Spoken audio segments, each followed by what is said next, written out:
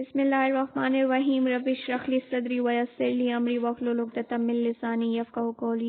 Assalamu alaikum everyone, here is me Yusra Habib telling you about the chapter number 10 of principle of microeconomy, measuring a nation's income. Okay, first हमारे पास क्या चीज़ आ जाती है इसमें, micro economy और macro economy क्या होता है। माइक्रो इकोनॉमी हमारे पास study of how household and firms make decisions interact in the market.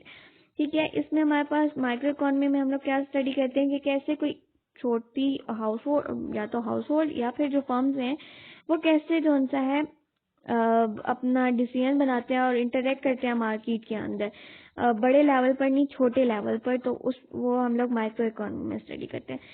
Macro economy में हम क्या स्टडी करते हैं, study of a economy wide phenomena, यानी कि पूरी इकोनॉमी को स्टडी किया जाता है, चाहे वो कंट्री की इकोनॉमी हो जाए या वर्ल्ड वाइड इकोनॉमी हो जाए। ठीक है, इंक्लूडिंग इन्फ्लेशन। अगर एक कंट्री के बारे में भी देखा जा रहा है तो उसमें हम लोग इन्फ्लेशन को भी देखते हैं मैक्रो इकोनॉमी में, अनएम्प्लॉयमेंट को भी देखते हैं क्योंकि एम्प्लॉयमेंट होती है तो साथ साथ अनएम्प्लॉयमेंट भी देखते हैं, इन्फ्लेशन रेट देखते हैं, इकोनॉमी ग्रोथ देखते हैं कि क्या है। तो मैक्रो इकोनॉमी ये सारी चीज़ें देखते हैं। उसके बाद हमारे पास क्या आ जाता है कि economy incomes and expenditures. Gross domestic product कैसे मेजर किया जा सकता है, measure the total income of everyone in the economy. Gross domestic product क्या होता है कि हमारे पास measure total income of everyone in the economy.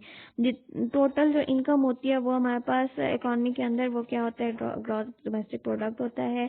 Major the total expenditure on the economy, output of a goods and services. Expenditure भी हमारा gross domestic product में ही आता है या जीडीपी में भी ही आता है। For an economy as a whole income must equal to expenditure. अगर इकोनॉमी एज अ होल देखा जाए तो हमारा इनकम जो है एक्सपेंडिचर के इक्वल होना चाहिए। सर्कुलर फ्लो डायग्राम के एजम्पशंस हैं कि all goods and services bought by the house hold. तमाम जो गुड्स और सर्विसेज हैं वो किससे बॉट की जाए, हाउस होल्ड से, और हाउस होल्ड जो उनसे स्पेंड करें ऑल ऑफ देयर इनकम, और हाउस होल्ड जो उनसे अपनी इनकम स्पेंड करें। तो देखते हैं कि कैसे जो उनसा है house hold circular flow diagram में अपनी इनकम स्पेंड करते हैं। House hold by goods and services from firms. House hold क्या करते हैं कि बाय करते हैं अपनी गुड्स और सर्विसेज फर्म से, और firm use these revenue from sales to pay wages to worker. और फिर फर्म जो उनसे क्या करते हैं, हाउस होल्ड स्पेंडिंग करते हैं। ठीक है, फिर उसके बाद जो फर्म्स को रेवेन्यू मिलता है उससे फर्म्स वेजेस और रेंट पे करता है, और फिर जो पीछे बचता है वो उसका प्रॉफिट होता है। और उसके अलावा रेंट में हमारे पास वो लैंड ऑनर को अपना रेंट पे करता है। फिर उसके बाद हमारे पास क्या आ जाता है कि GDP is equal to the total amount spend by the household in the market for the goods and services. GDP हमारे पास क्या होता है कि क्या कहते हैं, जितना भी हाउस होल्ड स्पेंड कर रहा है मार्केट के अंदर गुड्स और सर्विसेज में, वो हमारे पास इज इक्वल टू जीडीपी होता है। अच्छा, स्पेंडिंग जो हाउस होल्ड की है। रेवेन्यू भी हमारा जीडीपी के इक्वल ही होता है, और जो वेजेस और प्रॉफिट और रेंट ये भी हमारा जीडीपी के इक्वल आता है, और इनकम भी हमारा जीडीपी के इक्वल आता है। अब देखते हैं क्या आगे इसको कैसे डिफाइन किया गया है। तो जीडीपी हमारे पास क्या होता है, measurement of a gross domestic product. तो ग्रॉस डोमेस्टिक प्रोडक्ट हमारे पास जीडीपी होता है। ठीक है जी, और market value of all final goods and services. जितने भी गुड्स और सर्विसेज की मार्केट वैल्यू होती है ना, ठीक है, उसको हम लोग क्या कहते हैं, वो हमारी जीडीपी है। यानी कि जो भी गुड्स और सर्विसेज अब हम लोग ले रहे हैं तो उनकी जो मार्केट वैल्यू है वो हमारे पास क्या है, GDP. Produce with in the country, जो कि किसी एक कंट्री के अंदर प्रोड्यूस हो रहे हैं in a given period of time. GDP is the market value, market price reflect the value of a goods. Market की जो प्राइस है वही वैल्यू ऑफ अ गुड्स बताएगी कि गुड की वैल्यू क्या है। तो जीडीपी हमारे पास क्या है, market value of all final goods and services. Market price होती है जो कि बताती है कि जीडीपी क्या है। Of all item produce in the economy and sold legally in the market. वो तमाम चीजें जो कि प्रोड्यूस हो रही हैं क्या कहते हैं इकोनॉमी के अंदर लीगली, वो हमारे पास जीडीपी में आ जाता है। Exclude most item produce and sold illicitly, और क्या आ जाता है हमारे पास, produce and consume at home. अच्छा, अब जीडीपी में हमारे पास ये नहीं आता, एक्सक्लूड हो जाती हैं ये चीज़ें। अगर कोई चीज़ उनसे इलिसिटली प्रोड्यूस और सोल्ड की जा रही है, यानी कि लीगली सोल्ड और प्रोड्यूस नहीं की जा रही, वो जीडीपी में नहीं आता। और वो चीज़ें जो कि हम लोग प्रोड्यूस और कंज्यूम कर लेते हैं घर के अंदर, जैसे कि अगर एग्जांपल ली जाए, हमारे यहाँ गंदम होती है, ठीक है, तो गंदम हम लोग क्या करते हैं, आधी समझ लें अगर 50 टन हमारे पास गंदम होती है और उसमें से 30 टन जो सा या 20 टन जो सा हम लोग अपने पास रख लेते हैं और वो हम लोग खुद यूज़ करते हैं, और उसमें से जो 30 टन है या जो हमारे पास 30 मन के हिसाब ले जा जाए तो वो हम लोग क्या कर देते हैं, बेच देते हैं। तो 30 मन तो जीडीपी में आ रहा होता है, ठीक है, पर जो हम लोगों ने खुद घर में उसको यूज कर लिया है ना, जिस गंदम को, वो जो सा हमारे पास क्या है, वो जीडीपी में नहीं आएगा। Value of a intermediate good is already include in the price of a final good. अब हमारे पास यहाँ पर ये जो फाइनल जो गुड की जीडीपी होती है, वो भी हमारे पास जीडीपी में ही आता है, यानी कि value of intermediate goods already included in the price of a final goods. यहाँ पर ये बात की जा रही है कि अगर हम लोग कोई चीज़ लेते हैं, जैसे कि अगर कॉटन, हम लोग कॉटन का कपड़ा लेते हैं, तो पहले वो किस तरीकों से पीछे कितने इंडस्ट्री से गुजर कर बन के आता है, ठीक है। तो पहले जो सा कॉटन के रेशम या कॉटन जो सा है वो स्पेसिफिक एक बनती है, फिर उसको जो सा इंडस्ट्री में लाया जाता है, फिर उसको धागा बनाया जाता है, फिर उसको क्या कहते हैं, धागा बनाने की भी उसकी एक प्राइस होती होगी, फिर धागा बनने के बाद उसको कलर किया जाता है, और कलर होने के बाद उसकी एक प्राइस होती है, फिर उसके बाद उस धागे को आगे जो सा है क्या किया जाता है, उस धागे को फिर कपड़े की फॉर्म में लेकर आया जाता है, फिर डिफरेंट कलर्स के कपड़े किए जाते हैं। तो ये हमारे पास फाइनल प्रोडक्ट जो है कॉटन का एक कपड़ा, हमारे को कॉटन के कपड़े हमारे पास आते हैं। तो इससे पीछे जितनी भी वो जगहों से आया होता है, उसकी इंटरमीडिएट गुड्स की जो है ना वैल्यू, वो तमाम की तमाम फाइनल गुड की जो प्राइस होती है उसमें आती हैं। तो वो हमारे पास क्या होती है, जीडीपी होती है, कि फाइनल जो प्रोडक्ट की प्राइस होती है, जैसे हमें हम लोग कपड़े लेने जाते हैं तो वो 5000 या 2000 या 3000 में हमें मिलते हैं, तो वो हमारे पास उसकी सारी जो पिछली इंटरमीडिएट वैल्यूज हैं वो ऐड होकर मिलते हैं, ठीक है। गुड्स एंड सर्विसेज में हमारे पास tangible goods and intangible services आ जाती हैं, ये हमारे पास जो सा जीडीपी में आ जाती हैं। Goods and services country produce within the country, goods and services produced domestically regardless of our nationality of a producer। Goods और सर्विसेज कंट्री के अंदर जो प्रोड्यूस की जा रही हैं वो जो सा हमारे पास क्या है, डोमेस्टिकली अगर प्रोड्यूस की जा रही हैं तो वो जीडीपी में आ जाती हैं।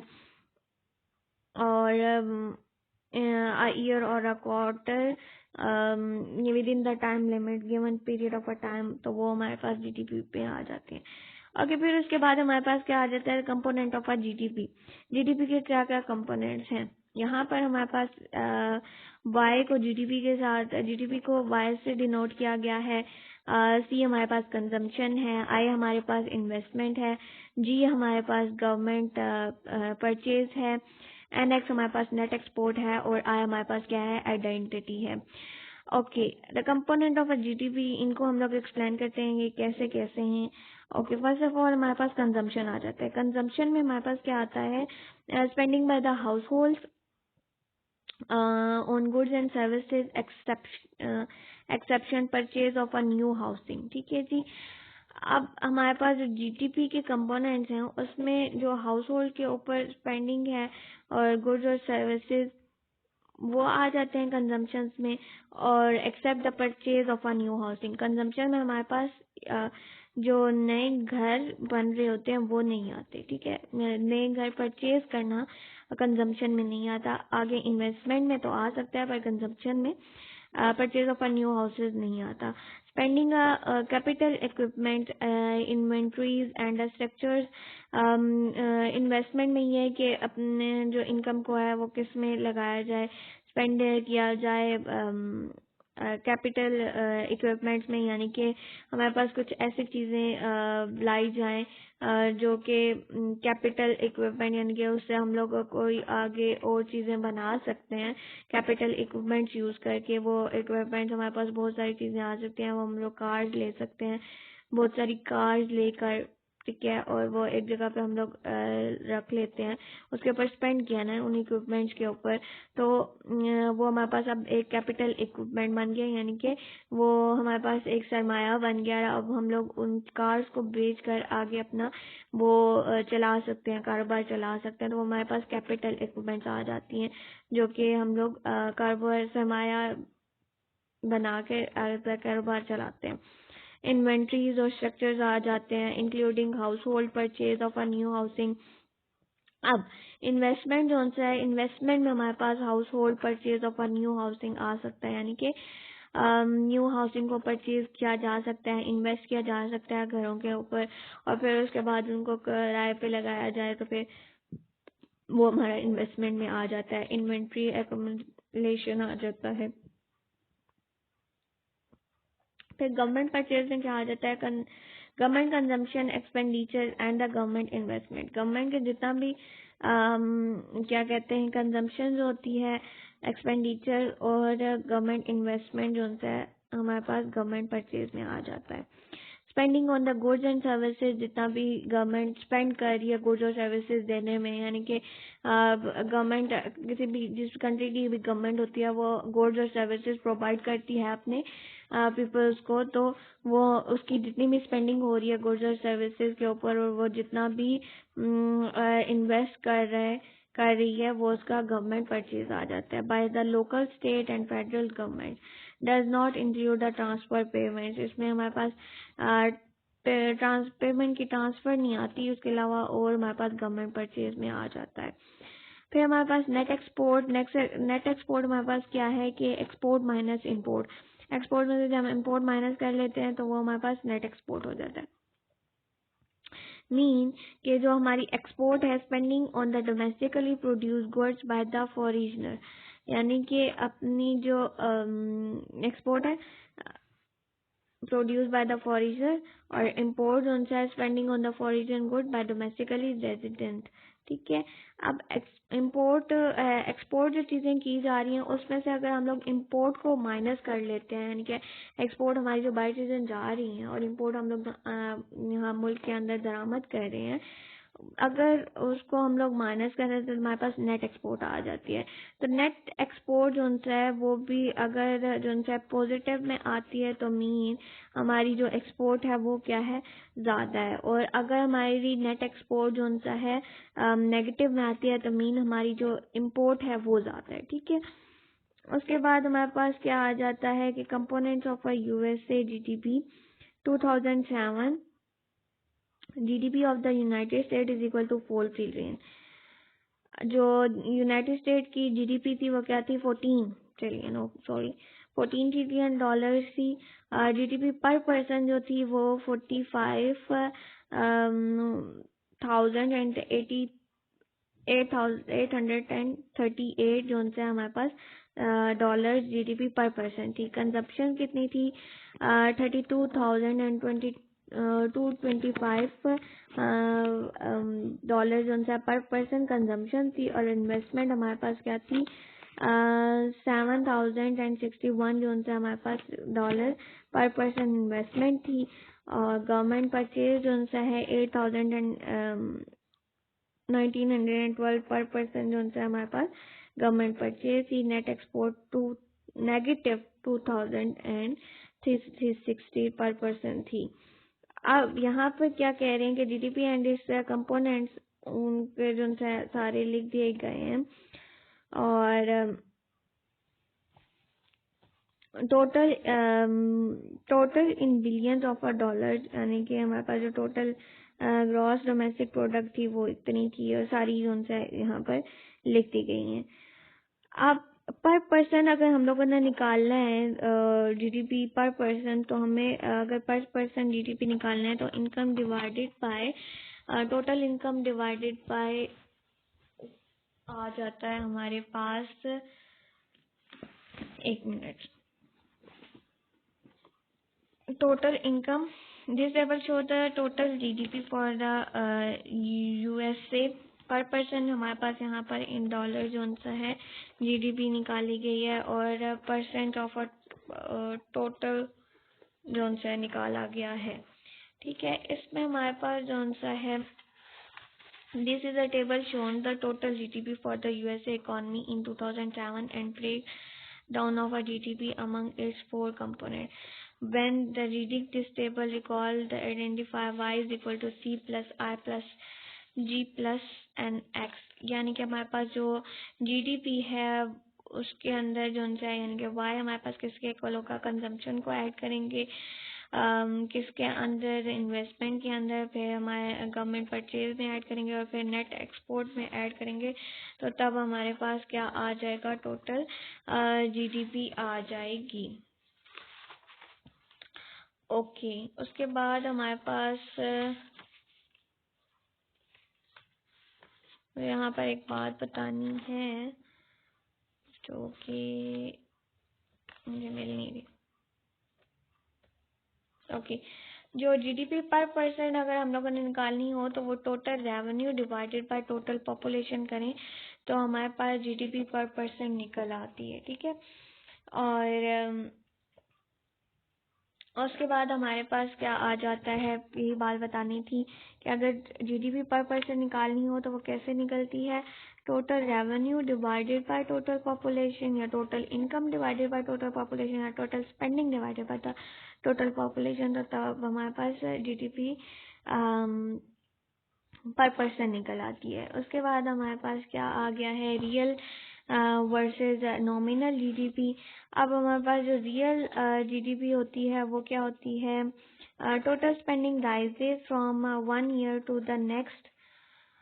वो टोटल स्पेंडिंग जाके 1 ईयर से राइज कर दिया नेक्स्ट पे. तो economy producing a large output of a goods and services. Economy क्या कर रही है, उसका क्या मतलब है कि लार्जर जो है ना आउटपुट प्रोड्यूस हो रहा है गुड्स और सर्विसेज, एंड और goods and services are being sold at a higher price. या फिर जो है हमारे पास जो गुड्स और सर्विसेज की सोल्ड हो रहा है वो हायर प्राइस पे सोल्ड हो रहा है. तो नॉमिनल जीडीपी क्या है हमारे पास, the production of goods and services value at a current price. Current price की जो है ना हमारे पास value of a current price, production of a good and services value at a current price. उसकी जो भी मार्केट प्राइस है वो उसकी क्या होगी, नॉमिनल जीडीपी होगी. यानी कि जितने में वो प्रोड्यूस हो रही है, ठीक है, उसको जो production of a goods and services value at a current price, जो करंट उस वक्त की प्राइस है उसके मुताबिक जो प्राइस होगी वो हमारे पास नॉमिनल जीडीपी होगी. और रियल जीडीपी हमारे पास production of a goods and services value at a constant price. यानी कि रियल जीडीपी में जो प्राइस होती है उसको कांस्टेंट कर लिया जाता है. Designate 1 year as base year. इसमें जो सा क्या कर लिया जाता है, रियल जीडीपी में किसी एक ईयर को जो सा बेस ईयर बना लिया जाता है और फिर जो है ना उसको उसमें देखा जाता है कि फिर वहाँ पर जो प्राइसेस जो से होती हैं वो क्या हो जाती हैं, कांस्टेंट हो जाती हैं और not affected by the change in prices. और जब भी प्राइस उस वक्त अगर चेंज भी हो रही है तो उससे कोई अफेक्ट नहीं आता रियल जीडीपी में, क्योंकि इसके अंदर जो प्राइसेस बेस ईयर को ले लिया जाता है. तो एक बेस ईयर को ले लिया जाता है और उसको वैल्यू, क्योंकि उसकी फिर जो प्राइस होती है वो कांस्टेंट होती है, तो इसकी प्राइस चेंज होने की वजह से रियल जीडीपी में कोई इफेक्ट नहीं आता. फॉर द बेस ईयर में क्या होता है, जो नॉमिनल जीडीपी है वो इक्वल होती है रियल जीडीपी के. अब यहाँ पर टेबल है, उसके अंदर हमारे पास प्राइसेस एंड द क्वांटिटीज दी हुई हैं. किस किस की, हमारे पास प्राइस ऑफ हॉट डॉग्स दी हुई हैं, क्वांटिटी ऑफ हॉट डॉग्स दिया हुआ है और price of hamburgers and quantity of hamburgers दिया हुआ है. अब इसमें ईयर्स भी साथ दिए हुए हैं. Calculating the nominal GDP. अब यहाँ पर जो है नॉमिनल जीडीपी को कैलकुलेट किया क्या है, ठीक है। अब नॉमिनल जीडीपी को कैसे कैलकुलेट करेंगे? 2008 में पर हॉट डॉग जो है price of one hot dog कितनी है? $1 है। उसको जो है 100 के साथ मल्टीप्लाई किया गया है, यानी कि उसकी जो क्वांटिटी के साथ मल्टीप्लाई किया गया है, और जो हमारी प्राइस इंटू क्वांटिटी हमारे पास इज इक्वल टू होता है हमारी जो भी प्राइस इंटू क्वांटिटी किसके इक्वल होता है? इज इक्वल टू हमारे पास होता है कॉस्ट के। तो जो नॉमिनल जीडीपी यहाँ पर निकाल रहे हैं, तो हमारे पास जो प्राइस है उसको मल्टीप्लाई कर रहे हैं 100 के साथ, यानी क्वांटिटी के साथ जो हॉट डॉग्स, या दूसरे में ऐड करें हम लोग किसको? Price of a hamburger multiply by 50 hamburger, quantity of hamburger is equal to, हमारे पास इन दोनों को ऐड करने के बाद क्या आंसर आया है? 200। 2009 में जो नॉमिनल जीडीपी कैलकुलेट की गई है, उसमें जो प्राइस है 2 थी और 150 क्वांटिटी थी, उसको मल्टीप्लाई किया +$3 प्राइस थी हमबर्गर की, और जो उनसे 100 क्वांटिटी थी हमबर्गर की, तो 3 इंटू 100 किया गया, तो उस ये जो उनसे हमारे पास 2009 में जो उनसे 1600 $1,600 नॉमिनल जीडीपी निकली, और इसी तरह अगली जीडीपी $1,200 जो उनसे जीडीपी निकली। अब रियल जीडीपी जो उनसे यहाँ पर फाइंड की गई है, तो रियल जीडीपी जो उनसे अब क्योंकि किसी एक ईयर को जो उनसे हम लोगों की किसी एक ईयर को क्या करते हैं? बेस ईयर बना लेते हैं। तो यहाँ पर कौन सा ईयर बेस ईयर बनाया गया है? जो पहला 2008 है उसको बेस ईयर बना लिया गया है, तो उसी की जो प्राइस है वो सब क्वांटिटीज के साथ क्या होगी? मल्टीप्लाई होगी, और जो उनसे हमारे पास आंसर निकलेगा। तो हमारे पास फर्स्ट जो उनसे 2008 में जो उनसे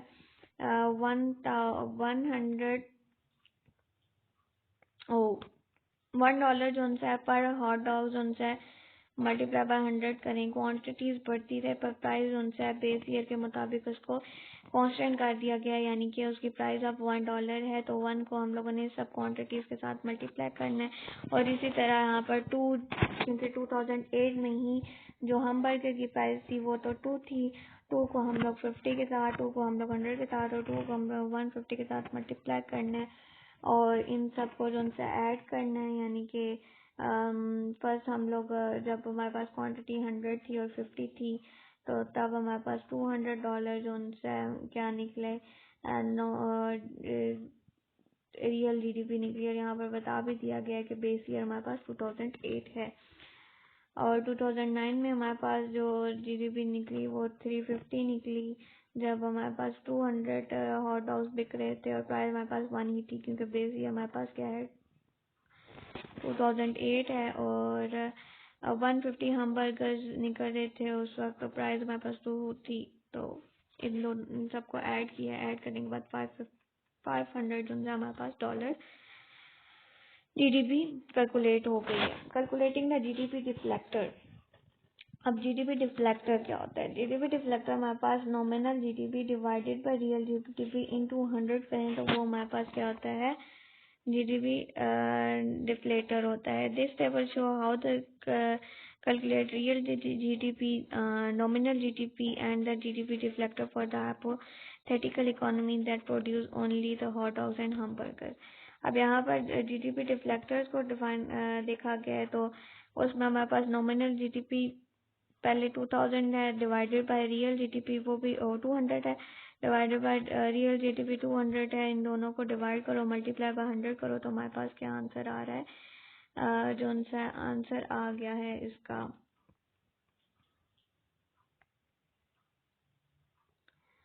ये आ गया है कि जीडीपी डिफ्लेक्टर हमारा 100 आ गया 2008 का।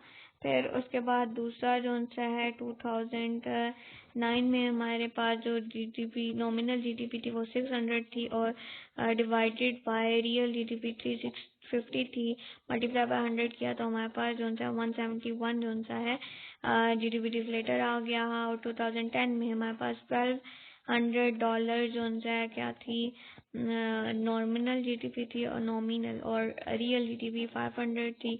तो 1200 divided by 500 into 100 is equal to 240 हमारे पास क्या है जीडीपी डिफ्लेटर आ गया। जीडीपी डिफ्लेटर हमारा किसके इक्वल होता है nominal GDP divided by real GDP into 100। ये हमारा जीडीपी डिफ्लेटर होता है is equal to GDP deflator होता है रियल वर्सेस नॉमिनल जीडीपी। अब द जीडीपी डिफ्लेटर क्या होता है measures of a price level ratio of a nominal GDP to the real GDP times 100 is equal to 100 for the base year.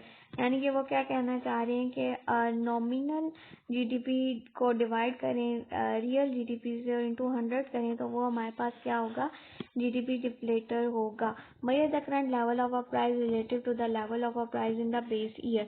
और इसमें क्या किया जाता है कि करंट लेवल ऑफ प्राइस देखी जाती है बेस ईयर के हिसाब से। Inflation economy overall price level is rising, price level जो है राइज कर रहा होता है। इन्फ्लेशन रेट जो है हमारे पास क्या है inflation rate is the current year का रेट होता है current price minus previous price divided by अगर प्रीवियस प्राइस करेंगे तो वो हमारे पास क्या होगा इन्फ्लेशन रेट निकल आ जाएगा। Percentage change in the some measure of the price level from one period to the next. वही बात कि हमारे पास जो है ना करंट प्राइस में से माइनस प्रीवियस प्राइस करें divided by the previous price करें तो वो हमारे पास इन्फ्लेशन रेट आ जाता है। और क्योंकि परसेंटेज चेंज है तो मल्टीप्लाई बाय 100 भी करेंगे तो हमारे पास इन्फ्लेशन रेट निकल आएगा।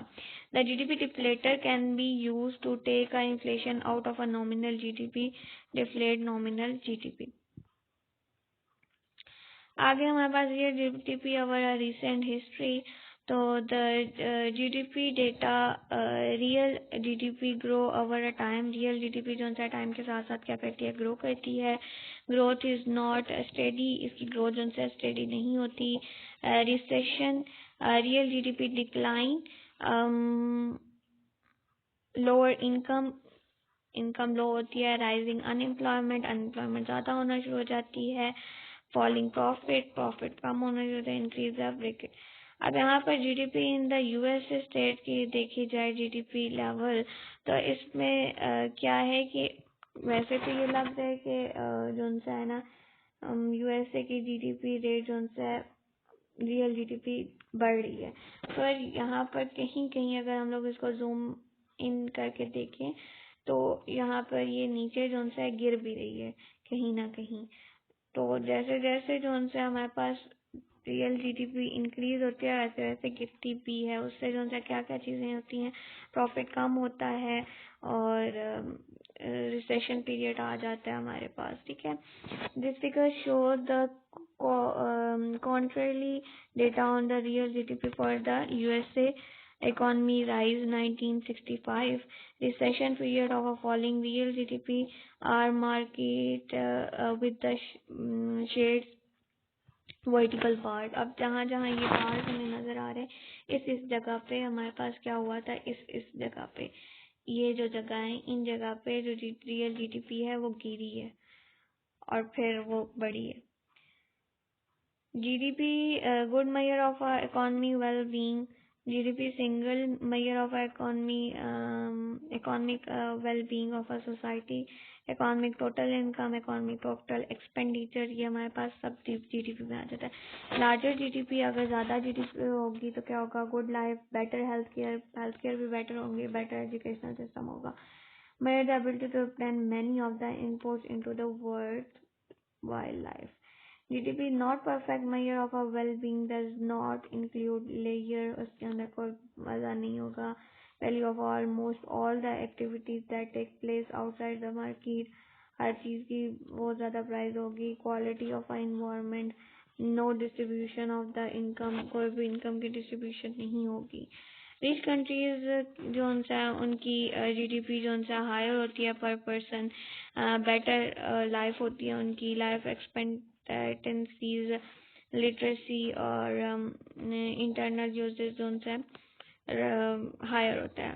पर पुअर कंट्रीज की लोअर जीडीपी पर पर्सन होती है, वर्स होती है, उनकी लाइफ एक्सपेक्टेंसीज वर्स होती हैं, लिटरेसी वर्स होती है और इंटरनेट यूजेज भी उनका उतना ज़्यादा नहीं होता।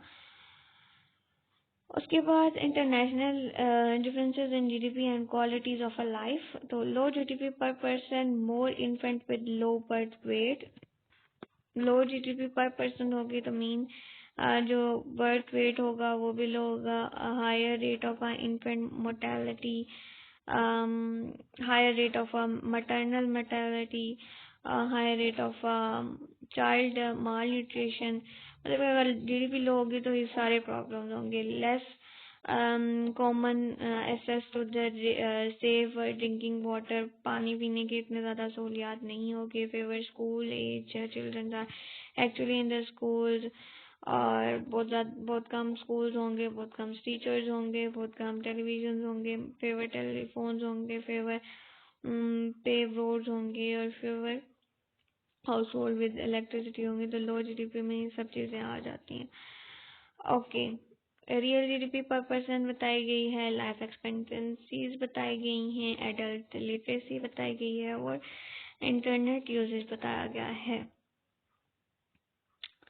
The table shows the GDP per person and three other measurement of the quality of the life for the 12 major countries, पर मेजर कंट्रीज में बताया गए हैं।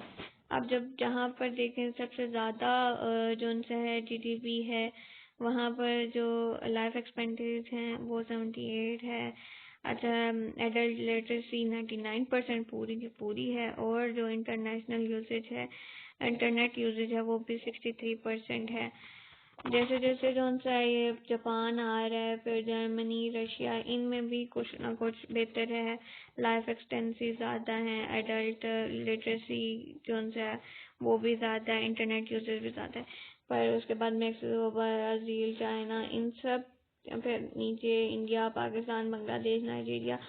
अब नाइजीरिया का देखा जाए तो हमारे पास जो रियल जीडीपी है बहुत ज़्यादा कम है, उसकी लाइफ एक्सपेक्टेंसी भी कम है और अडल्ट लिटरेसी भी जो उनकी कम है और इंटरनेट यूजेज भी उनका बहुत ज़्यादा कम है।